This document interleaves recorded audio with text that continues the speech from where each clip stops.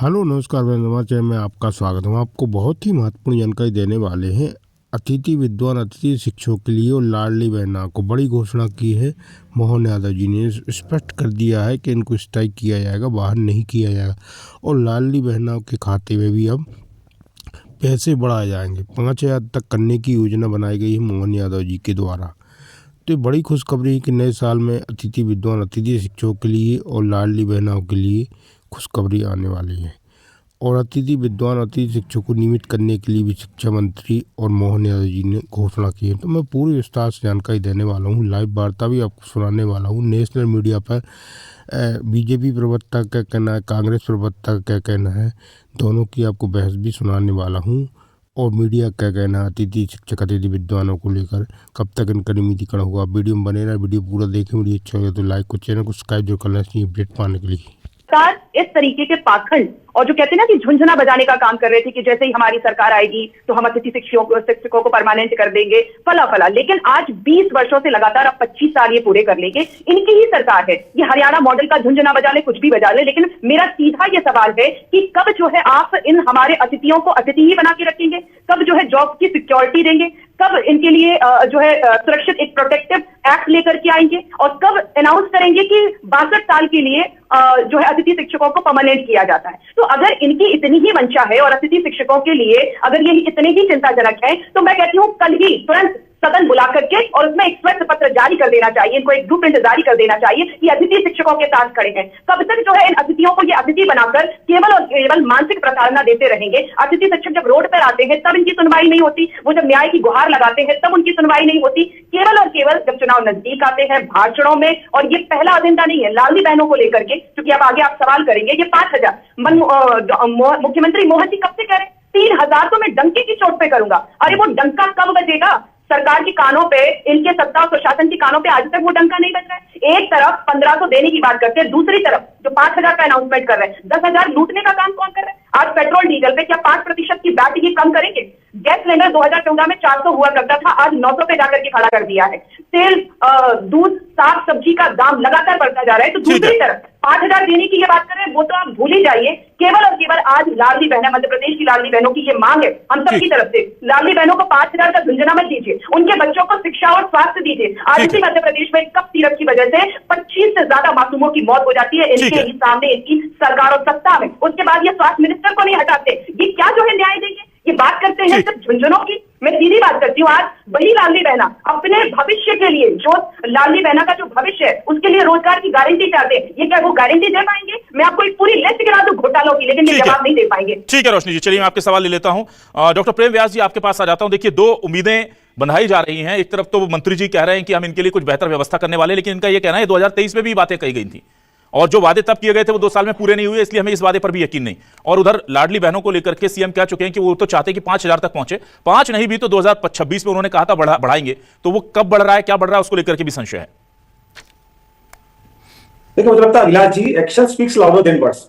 अगर जो लोग संशय लेते थे, जो लोग कहते थे, एक भ्रम को फैलाने का कार्य करते थे कि लाडली लक्ष्मी बंद हो जाएगी, तो उन लोगों का सबसे पहले तो ये सोचने की आवश्यकता है कि उस भ्रम से निकलकर आज राशि बढ़ाई जा रही है। और आदरणीय शिवराज सिंह चौहान ने तो भरे मंच से कहा था कि मैं 1,200 करूंगा, फिर 1,500 करूंगा, फिर 2,000 करूंगा, और उसी पद पर हम अग्रसर होते हुए निश्चित रूप से राशि को समय अवधि के अनुसार बढ़ाने का काम कर रहे हैं। तो एक तरफ तो भ्रम फैलाया जा रहा था, दूसरी तरफ जो आज शिक्षकों की बात जो कर रहे हैं, उन्होंने तो कर्मी कल्चर ला के शिक्षा व्यवस्था को तबाह कर दिया था। आज भी इस तरह की बातें कर रहे हैं। और दूसरी बात है 28,000 दैनिक वेतन भोगी को 2003 में आदरणीय दिग्विजय सिंह साहब के शासनकाल में निकाल दिया था। और दूसरी तरफ है कि आदरणीय सुरजीत सिंह जी यहाँ बैठे हैं। मैं ससम्मान उनसे कहना चाहूंगा कि महापंचायत में 3 प्रमुख बातें हुई थी, क्या उनको धरातल पर नहीं लाया गया? सुविधाओं के विस्तार को लेकर बात की गई थी, वेतन वृद्धि की बात जो 7,000 से 14,000 किया गया, 9,000 18,000 किया गया, उसके बाद 25% आरक्षण की बात की गई थी। तो मुझे लगता है कि डीपीआई के निर्देशन हो या कोर्ट में पक्ष रखने की बात हो या एक समकालीन रास्ता निकालने की बात हो, तीनों विषयों पर भारतीय जनता पार्टी कार्य कर रही है। और जो वादे हमने करे थे वो प्रमुखता से तीनों वादों को पूर्ण कराए। और आज उन्हीं वादों को जब और विस्तारीकरण की आवश्यकता हुई है, तो निश्चित रूप से हरियाणा मॉडल को लेकर हम यहाँ पर प्रदेश में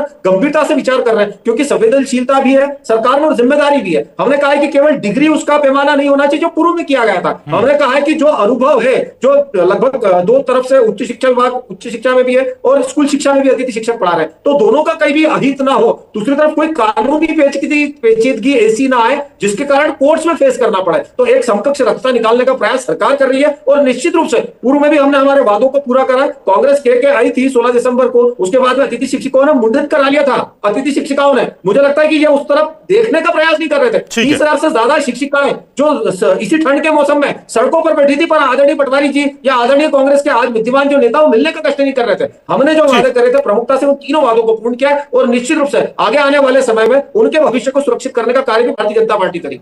ठीक है, चलिए दिनेश गुप्ता जी आपके पास आता हूं। दिनेश गुप्ता जी, देखिए दोनों ही बहुत ही वेलफेयर टाइप की बातें लग रही हैं, वेलफेयर स्टेट्स भी हैं हम, तो जाहिर सी बात होगी, पर लाडली बहनों को लेकर के ये बहुत बड़ा मास्टर स्ट्रोक जब चला गया था चुनाव, विधानसभा चुनाव से ठीक पहले, और अब हम देख रहे हैं कि साल दर साल इसकी यूटिलिटी जो है वो पॉलिटिकल पार्टीज के लिए और खासतौर से सरकार के लिए बढ़ती जा रही है। सीएम पहले ऐलान कर चुके थे कि 2025 में बढ़ाएंगे, फिर 26 में, 27 में, और हम इसको 3,000 तक लेकर जाएंगे। अभी विधानसभा का जो विशेष सत्र था 2 साल के पूरे होने के, उस वक्त भी उन्होंने कहा कि हम 5,000 तक बढ़ाने की मंशा रखते हैं, हम तो चाहते हैं 5,000 दे पाएं। तो 2026 आने वाला जो वक्त है, क्या ये लाडली बहनों के लिए बहुत अच्छा होगा? और अब चूंकि 2 साल पूरे हो गए हैं तो सरकार को अब यहां से डिलीवरी शुरू करनी है अपने वादों की। तो 2023 में किया गया अतिथि विद्वानों से वादा, क्या अब हम मान के चलें कि सरकार उसको लेकर भी संजीदा होगी? वेलफेयर स्टेट का मतलब क्या है? क्या आप फ्री बीज देंगे या आप लोगों को जो है जो उनकी आवश्यकता है, मूल आवश्यकता है, उसको आप पर्दा डाल के आप कोई नगद राशि देंगे? ये आप देखिए पूरे देश में इस पर बहस हो रही है कि भाई ये जो फ्री बीज दे रहे हैं आप, इससे आपके जो मैन पावर का को किस तरह से यूटिलाइज आप कर रहे हैं। आप जो है लोगों को यदि घर बैठे पैसे देंगे तो हमारी उत्पादकता भी प्रभावित होती है। कई लोग ऐसे होंगे इसमें 10-20% जो अपना जीवन स्तर उनको जो उठाना चाहिए नहीं उठा रहे होंगे। सरकार की मंशा तो पॉजिटिव है ना। अब आपने सरकार जिस तरह से सकारात्मक सोच रही है उसका तो चुनावी दृष्टिकोण है। चुनाव के पहले योजना आई, अन्य राज्यों ने भी उसको एक मॉडल के रूप में लिया और चुनाव जीतने की एक मशीन बन गई। वो सरकार के जो आर्थिक खजाने पर क्या स्थिति हो रही है उस पर कोई चिंता की बात ही नहीं हो रही। जो सड़क, बिजली, पानी ये महंगे हो रहे हैं, इस पर कोई बहुत ज़्यादा गौर कर नहीं रहा। जो चुनावी वादा है तो आपको तो 2028 तक करना है, नहीं करेंगे तो फिर वादा खिलाफी होगी, फिर चुनाव में आपको नुकसान होगा। ये तो आपने देख लिया कि इससे फायदा होता है तो नुकसान भी होगा। तो नुकसान का डर आपके पास है तो आप देंगे, और सरकारी खजाने से जितना इस पर बोझ पड़ सकता है तो उतना आएगा, क्योंकि एक कहीं ना कहीं आपको ये चाबी मिल गई है कि हम इससे जीत सकते हैं। ये क्या हो रहा है, आप इसी को आप दूसरे तरीके से देखिए। अतिथि विद्वानों की जो बात हो रही है, तो सरकार कब से, कितना पुराना विषय है ये? पहले अतिथि विद्वानों को नियमित करेगी या पहले संविदा कर्मचारियों को करेगी? किसको करेगी? केवल बात हो रही है ना। अब अतिथि विद्वान क्यों होना चाहिए पढ़ाने के लिए? आप इसके लिए रेगुलर स्टाफ क्यों नहीं होना चाहिए? ये कॉलेजों में हो या स्कूल हो या हेल्थ डिपार्टमेंट में, रेगुलर क्यों नहीं होना चाहिए? ये जो तदर्थवाद है या जो जिस तरह का आपने ये गेस्ट फैकल्टी के नाम पर चलने लगा, ये कोई अच्छी प्रशासनिक व्यवस्था नहीं कही जा सकती। आप जो है अपना जो एजुकेशन की क्वालिटी है इससे वो भी इफेक्ट होती है। इससे जो पढ़ाने वाले टीचर हैं उनके वो भी कहीं ना कहीं प्रभावित होते हैं। उनके सामने भी एक जो है ना भविष्य को लेकर बहुत सारे सवालात होते हैं। तो एक सुरक्षा तो प्रदान करिए ना। यदि आपने कोई चीज आपने टेम्परेरी तौर पर जो लागू की थी उसको रेगुलर कब तक करेंगे आप केवल दिलासा दे रहे हैं। आप कांग्रेस की सरकार है तो दिलासा, भाजपा की सरकार है तो दिलासा। अल्टीमेटली जो स्टूडेंट है उसको जो रेगुलर टीचर कब मिलेगा? ठीक है, मैं वापस आता हूं सुरजीत जी आपके पास। सुरजीत जी, मुझे ये बताइए कि अब यहां तक तो आप पहुंच गए, आप कह रहे हैं कि कुछ का ले डाउन भी हो गया, कुछ लोगों को नौकरी से निकलना भी पड़ा, लेकिन अभी की स्थिति में आपकी बेसिक, अगर सबसे पहले मांगों की बात करें तो क्या है? 2-3 मांगे जो हैं आप वो स्पष्ट तौर पर रख सकते हैं, क्योंकि हम देख रहे हैं कि पीएचडी भी एक बड़ी समस्या बनी हुई थी आपके रेगुलाइजेशन को लेकर। मंत्री जी ये भी कह रहे हैं कि वो समस्या हम उतनी बड़ी नहीं बनने देंगे, क्योंकि आप लोगों के पास अब अनुभव है छात्रों को पढ़ाने का, उसका भी पूरा ख्याल रखा जाएगा। जी सर, अभी सर पहले एक मैं जवाब दे दूं। आदरणीय व्यास जी ने जो बोला था कि आपका वेतन बढ़ा दिया है, वेतन जो 14,000 और 9,000 जो 16,000 किया है वो अतिथि शिक्षकों का किया है। अतिथि विद्वानों का फिर 500 रुपये 1,500 रुपये पर डे मिलता है, जो आदरणीय पवैया जी के द्वारा किया गया था। उसके बाद 2,000 रुपये कर दिए थे जो ये पंचायत हुई थी। और फिर हमारी एक ही मांग है, 1993 से लेकर 2017 तक सामान्य की पीएफसी नहीं हुई थी। उतने ड्यूरेशन में अतिथि विद्वानों के द्वारा ही काम चलाया जा रहा था, अभी भी चलाया जा रहा है। और आप ये देख सकते हैं एक उम्र के उस पर फिर जाके पीएफसी की तैयारी करो, क्या नए लड़कों के साथ में अपन उसमें कंपटीशन में आ सकते हैं? ये असंभव है सर। कहना बहुत आसान होता है, असंभव रहता है।